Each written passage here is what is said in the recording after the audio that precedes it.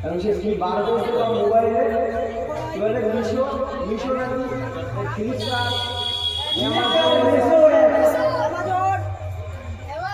কি করে ভাই খায় না মাকে কি করে অর্ডার দেয়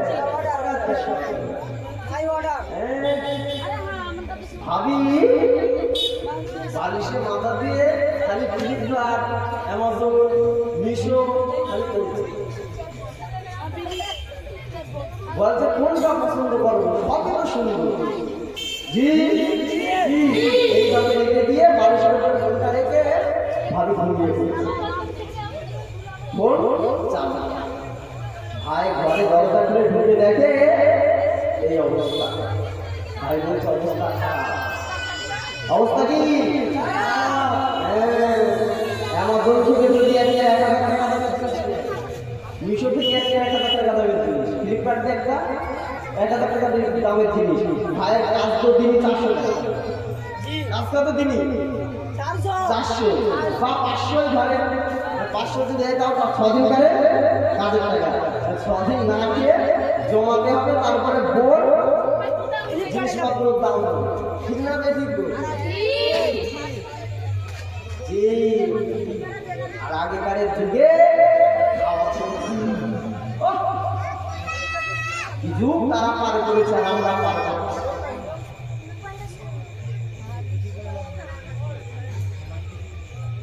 আপনাদের এদিকে রোজার মাস কেমন কাটলো ভালো জি একটা কাহিনী মনে পড়ে যায় যেহেতু রমজান মাস পার করলাম বলবো কাহিনীটা বলবো আপনার জি আমরাও রোজা রাখছি সাহাবারাও রোজা রেখেছে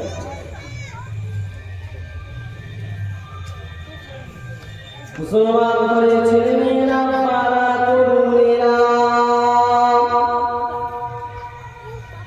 ও নবী পাকের দেওয়ানারা মায়েরা বোনেরা বেটিরা ছেলেরা কানটা খাড়া করে শুনে রেখে দেন ঈদুল ফিতরের জমাত ঈদের নামাজের জমাত শেষ হয়ে গেল সাহাবারা একে অপরের সাথে দেখা করতে দাওয়াত দিচ্ছে জি ভাই হয়তো সাহাবারা গরীব ছিলেন কিন্তু মেহমানদারির দিক থেকে সাহাবাদের মনটা ছিল অনেক বড় কথা ঠিক না বেঠে জি সাহাবাদের মনটা ছিল অনেক অনেক বড়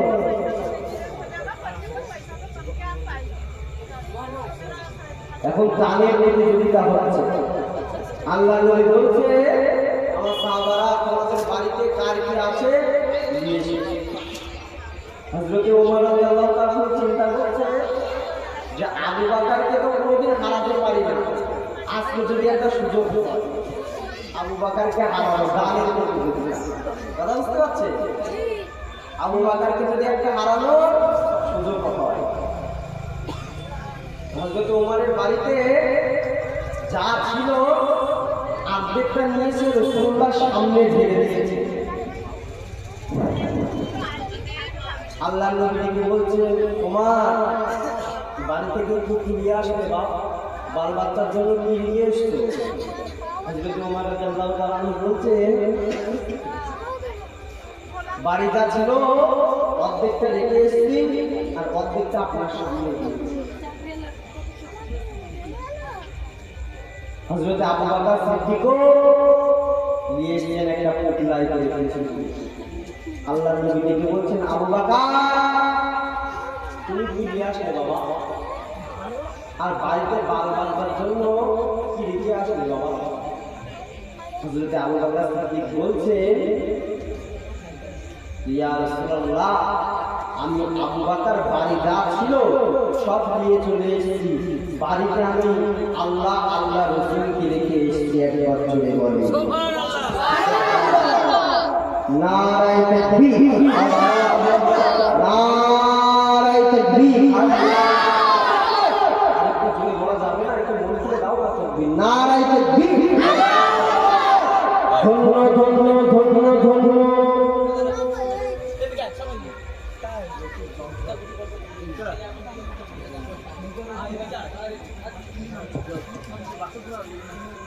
ধন্য ধন্য ধন্য ধন্য জলচর ভেমুয়া গ্রামবাসী,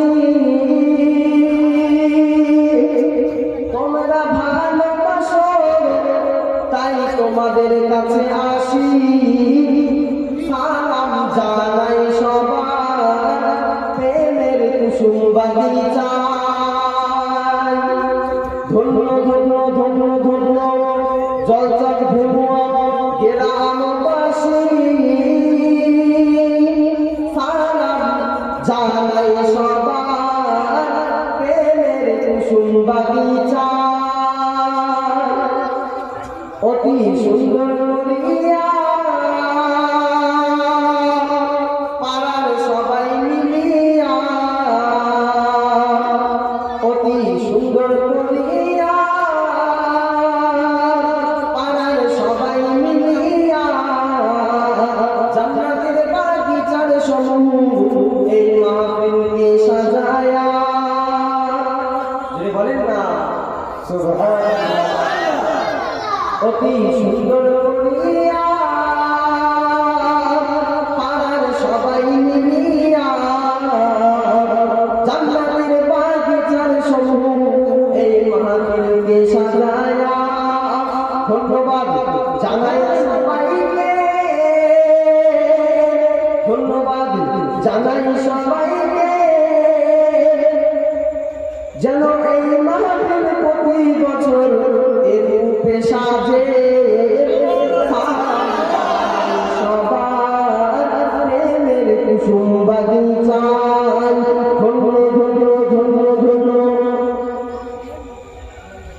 জলচর ভেমুয়া গ্রামবাসী, সালাম জানাই সবার প্রেমের কুসুম বাগিচায়।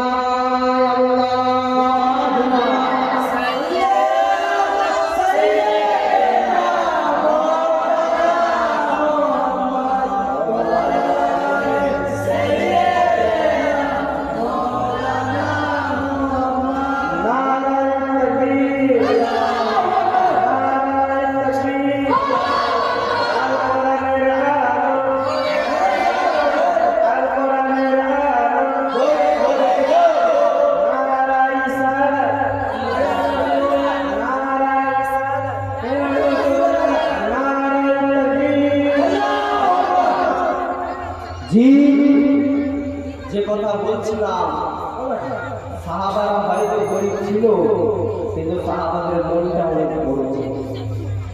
আর আমাদের ধন সম্পদ জমি জায়গা টাকা পয়সা আল্লাহ দিয়েছে, কিন্তু আমাদের মনটা ছোট।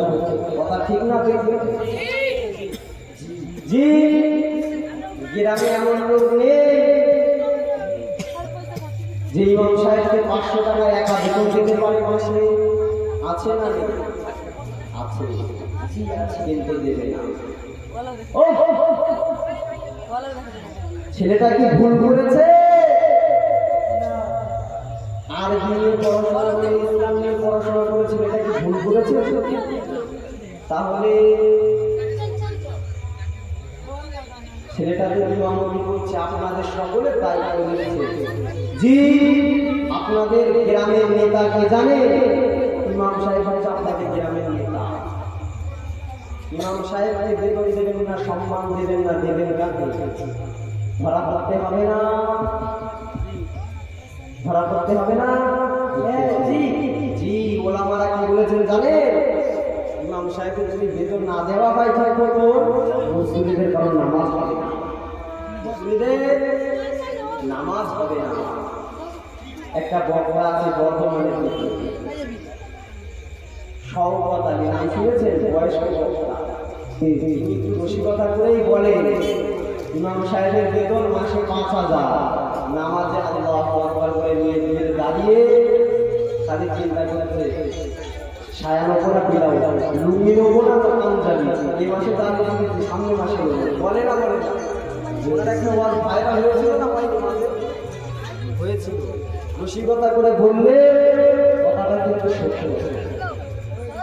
দেবে, ইমাম সাহেবকে মন খুলে বেতন দেবে। ইমাম সাহেব যদি খুশি হয়ে যায়, আল্লাহ খুশি হয়ে যাবে।